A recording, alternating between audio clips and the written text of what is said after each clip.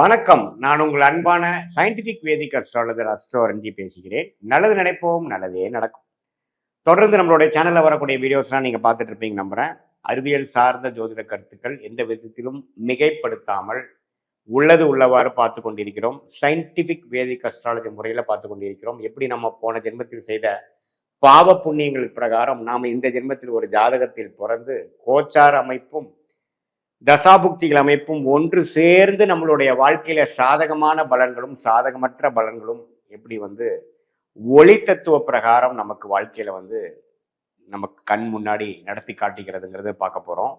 அதுல கோச்சார அமைப்புகளாக வரக்கூடிய குரு பயிற்சி, ராகு கேது பயிற்சி, சனி பயிற்சி, மாதகரத்தின் பயிற்சி எப்படி மீனராசிக்காரர்களுக்கு 2025 மே மாதம் இருக்க போகிறது அப்படிங்கிற ஒரு பகுதியை நம்ம பார்க்க போறோம். அதுக்கு முன்னாடி நம்மளோட சேனலுக்கு ஃபர்ஸ்ட் டைம் வரவங்க மறக்காம சப்ஸ்கிரைப் பட்டன் கிளிக் பண்ணுங்க.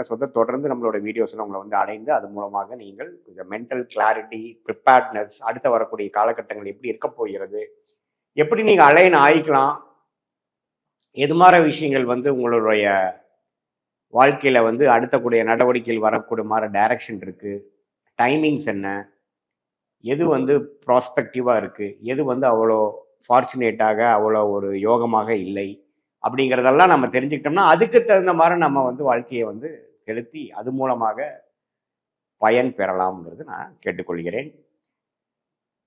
இந்த வீடியோவில் நம்ம என்ன பார்க்குறோம்னா, அந்த மீனராசிக்கு 2025 எப்படி இருக்க போகுதுன்னு பார்க்கும் பொழுது, மே மாதம் எப்படி இருக்குதுன்னு பார்க்கும் பொழுது, ராசி அதிபதி குரு எப்படி இருக்கிறார், 3ஆம் இடத்திலிருந்து 4ஆம் இடத்துக்கு போறார். 4ஆம் இடத்துக்கு போய் என்ன பண்றார், 10ஆம் இடத்தை பார்க்கிறார். ஸோ இது பார்த்தீங்கன்னா தொழில் ரீதியான சில முன்னேற்றங்களை மீனராசிக்கு மே மாதத்துல சில மாற்றத்தை கொடுக்க போறாருங்கிறது நம்ம தெரிஞ்சுக்கணும். ஸோ ஏன்னா குருவே தன் வீடாகிய 10ஆம் வீட்டை பார்க்கும் பொழுது ஒரு புதிய முயற்சி அது மாதிரி இருக்கு. அதே சமயத்துல ஜென்மசனியும் மார்ச் 29ஆம் தேதியிலிருந்து ஸ்டார்ட் ஆகி தான் மே மாதத்துக்குள்ளேயே போறோம் மீனராசிக்கு. ஸோ ஜென்மசனி நடக்கிற டைம்ல குரு 10ஆம் இடத்துக்கு கனெக்ட் ஆகும் பொழுது ஒரு புதிய முயற்சி, புதிய தொழில் முயற்சி, புதிய உத்வேகம், மாணவர்களாக இருந்தால் புதிய ஒரு செயல் திட்டம், ஹையர் ஸ்டடீஸ் கோர்ஸ் ஜாயின் பண்ணுறது, அது மாதிரி விஷயங்கள், இளைய வயதினராக இருந்தால் அதுக்கு தகுந்த மாதிரி வாழ்க்கையில் புது ஒரு ஒரு புதிய முயற்சி, புதிய ஒரு விஷயத்தை ஸ்டார்ட் பண்ணி பண்ணுறது, தொழிலதிபர்கள் பார்த்தீங்கன்னா ஒரு அபிவிருத்தி பண்ணுறது, ஒரு ஒன்றுக்கு மேற்பட்ட தொழில் ஸ்டார்ட் பண்ணுறது, வேலையில் இருக்கிறவங்க ஒரு ப்ரொமோஷன் ஆகுறது, வேலையை விட்டு இன்னொரு வேலையை மாறுறது, அது மாதிரி விஷயங்கள்லாம் ஒரு பாசிட்டிவான விஷயங்கள், டெவலப்மெண்ட் ஓரியன்டான விஷயங்கள்லாம் நிச்சயமாக நடக்கக்கூடிய அமைப்பு இருக்கு. ஆனால் சனி ராசிக்குள்ளே இருக்கும் பொழுது மன உளைச்சல்களும், ஒரு விஷயத்தை 4 தடவை செஞ்சுதான் கரெக்ட் பண்ணணுங்கிற மாதிரி ஒரு ஜென்மசனி தாக்கமும், கிளாரிட்டி அப்பப்போ மிஸ் ஆகிற மாதிரியும், டென்ஷனும் தடைகளும் கொடுக்கக்கூடிய அமைப்புகள் இருக்கு. இப்போ ஒரே விஷயத்தை இவ்வளோ லேட் பண்ணுது அப்படிங்கிற மாதிரியும் கொஞ்சம் அமைப்புகள் கொடுக்குது. ஸோ ஒரு பக்கம் ஸ்ட்ரகிள்ஸ் அண்ட் ஹார்ட் ஒர்க், ஒரு பக்கம் பாசிட்டிவ் டெவலப்மெண்ட், இதை கலந்து தான் பார்த்தீங்கன்னா மீனராசிக்கு ஜென்மசனி போகுது. அதே சமயத்தில் மே மாதம் இப்படி தான் நமக்கு தொடங்குது. ஸோ ராகு கேது பார்த்தீங்கன்னா, ராகு 12ஆம் இடத்துக்கும் கேது 6ஆம் இடத்துக்கு இந்த கொஞ்சம் வம்பு வழக்குகள், குடுக்கல் வாங்கல், வெளிநாடு வெளிமாநிலம், இம்போர்ட் எக்ஸ்போர்ட், ஹெல்த் இஷ்யூஸ், இதிலெல்லாம் கொஞ்சம் கை வைக்கிறார்.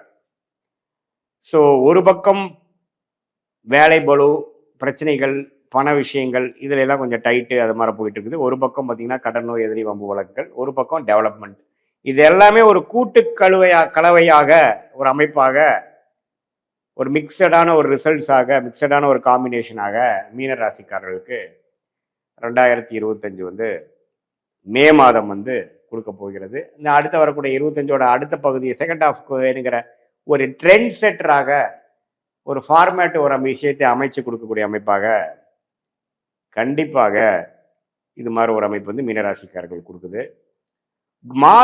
மாத கிரகம் எப்படி இருக்குன்னு பார்த்தீங்கன்னா, ராஜோகாதிபதி செவ்வாய் 5ஆம் இடத்துல இருக்கிறது ஒரு நல்ல விஷயம்தான். 11ஆம் வீட்டை பார்க்குறார். குழந்தைகளுக்காக சில மெனக்கெடுதல், குழந்தைகளுக்கு சில விஷயங்கள் செய்தல், அது மாதிரி விஷயங்கள் இருக்கு. அதே சமயத்தில் சுக்கிரனும் புதனும் ராசிக்குள்ளேயே இருந்து மாறுறது பார்த்தீங்கன்னா, கொஞ்சம் உறவுகளில் கொஞ்சம் ஓரளவுக்கு மேம்படுறதல், உறவுக்காக செலவு பண்ணுதல், சுப விஷயத்துக்கு செலவு பண்ணுதல், நண்பர்களோட சேர்ந்து கொஞ்சம் செலவு பண்ணுறதல், சோஷியல் லைஃப் கொஞ்சம் இம்ப்ரூவ் ஆகுறது, அது எல்லாமே கொஞ்சம் கொடுக்குதுங்க. சூரியன் 2ஆம் இடத்துல உச்சம் பெறுவது பார்த்தீங்கன்னா, கவர்மெண்ட் விஷயங்கள், பவர் எலக்ட்ரானிக்ஸு, இது மாதிரி விஷயத்துல கொஞ்சம் பெனிஃபிட்ஸ், அந்த துறையில் இருக்கிறவங்களுக்குலாம் கொஞ்சம் திடீர்னு கொஞ்சம் பண வரவு, சில நியூ ப்ராஜெக்ட்ஸு, இதெல்லாமே கொஞ்சம் கிடைக்கும். ஆனால் குரு பார்வை இல்லாதனால கொஞ்சம் கேர்ஃபுல்லாக தான் முடிவு பண்ணி எல்லாமே பண்ணணும். ஸோ பொதுவாக பார்க்கும் பொழுது மீனராசிக்காரர்களுக்கு அடுத்த கட்ட நடவடிக்கைக்கான முயற்சிகள், ஹார்ட் ஒர்க், ஈவன் வீக்கெண்டில் கூட ஒர்க் பண்ணக்கூடிய அமைப்புக்கு அதிகமான என்ன சொல்கிறதுங்க, ப்ரைவேட் டைம் இல்லாமல் அதிகமாக ஒர்க் பண்ணுறது. இதில் பார்த்தீங்கன்னா நம்ம பேர்ன் அவுட் ஆகக்கூடிய ப்ராப்ளம் இருக்குது. ஸோ கொஞ்சம் அப்பப்போ டைம் ஆஃப் எடுத்து அப்பப்போ நீங்கள் ரிலாக்ஸ் பண்ண தெரியணும். மாணவர்கள் நம்ம டென்ஷனாக எக்ஸாம் படித்து பேர்ன் அவுட் ஆகிடக்கூடாது. கொஞ்சம் ரிலாக்ஸ்டாக இருக்கக்கூடிய அமைப்பு. அதே சமயத்தில் சில முக்கியமான முடிவுகள்லாம் கொஞ்சம் கேர்ஃபுல்லாக எடுக்கணும். ஆனால் ஜென்ம சனி நடக்கும்பொழுது, சனி ராசிக்குள்ளே இருக்கும்பொழுது கிளாரிட்டி இல்லாமல் ஏதோ ஒரு காரணத்தினால தப்பான முடிவுகள் எடுக்கிறதுக்கு வாய்ப்பு இருக்குது. இந்த டைமில் கல்யாணம் பண்ணுறது, இந்த டைமில் இப்போ தொழில் ஒரு முதலீடுல பெரிய அளவில் பண்ணுறது, யாருக்கும் நம்பி ஏதோ ஒன்று செய்கிறதுலாம் கொஞ்சம் கேர்ஃபுல்லாக இருக்கும். ஆனால் ஜென்மசனிங்கிறது ஒரு மாதிரியான ஒரு பேட் கர்மாவை கொடுக்கக்கூடிய ஒரு அமைப்பு. உங்கள் ராசி இன்னுமே கொஞ்சம் ராகு, சனி, கேது, செவ்வாயோட சேர்ந்து கொஞ்சம் பாவத்துமா இருந்தால் இன்னுமே நான் சொன்ன அந்த சாதகமற்ற பலன்கள் கொஞ்சம் அதிகமாகவும், ராசி ஓரளவுக்கு திருட்பலத்தோட ஒளியோட இருக்கிறாங்க, குருவோட இருக்காங்க, பௌர்ணமி சந்திரனாவே ராசி இருக்கிறாரு, சுக்கரனோட சேர்ந்துருக்கிறாரு, சுக்கரனின் பார்வையில் இருக்கிறாருங்கிற மாதிரிலாம் இருக்கும் பொழுது இன்னும் கொஞ்சம் நல்ல பலன்களாகவும் நம்ம எதிர்பார்க்கலாம். பிரச்சனைகள் குறையும்.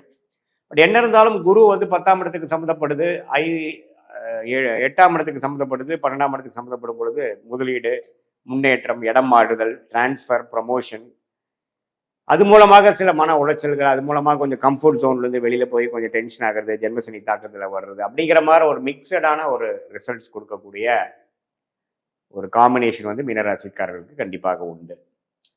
ஸோ இது வந்து ஒரு பொதுவான பலன்களே தவிர உங்களுடைய ஜென்ம ஜாதகத்தில் எப்படி போயிட்டு இருக்கு, நீங்கள் என்ன லக்னத்தில் பிறந்தீங்க, அந்த லக்னாதிபதி எப்படி இருக்கிறார், இப்போ போயிட்டு இருக்கிற தசா புக்திகள் லக்னத்துக்கு யோகமான கிரகங்களா, புக்தி எப்படி போயிட்டு இருக்கு, தசநாதனோட ஸ்தான பலம் என்ன, திக்பலம் என்ன, இதெல்லாம் வைத்து பார்த்து நான் சொன்ன இந்த கிரக பயிற்சிகளும் transit astrology and natal astrology ரெண்டும் மிக்ஸ் பண்ணி பார்க்கும்பொழுது உங்களோட இமீடியட் ஷார்ட் டேர்ம் எப்படி இருக்க போகுது, வரக்கூடிய லாங் டேர்ம் எப்படி இருக்க போகுது, எது மாதிரி லைஃப் டெசிஷன் எந்த நேரத்தில் எடுக்கிறது நல்லது, உங்கள் டைம் லைன்ஸ் என்ன, உங்கள் ஜாதகத்தில் கர்மா எப்படி செயல்படுது, இந்த கோச்சார அமைப்புகளுக்கு சப்போர்ட் பண்ணுதா இல்லையா, ஒரு விஷயம் நடக்குமா நடக்காதா, எப்போ நடக்கும், எது உகந்த நேரம், அப்படிங்கிற மாதிரி சில துல்லியமான பலன்கள் எடுத்து அதுக்கு தகுந்த மாதிரி நீங்கள் காரியங்களை செய்யும் பொழுது உங்களுடைய பொட்டன்ஷியலை ஃபுல்லாக நீங்கள் ரீச் பண்ணி நீங்கள் என்ன நினைக்கிறீங்களோ அது வந்து மேக்சிமமான ஒரு நல்ல டைமில் தேவையில்லாத பண விரயங்கள், சமய விரயங்கள், தப்பான முடிவுகள், டிலேலாம் இல்லாமல் ஓரளவுக்கு கரெக்டான விஷயத்தை கரெக்டாக பண்ணி அதனால பலன் பெற்று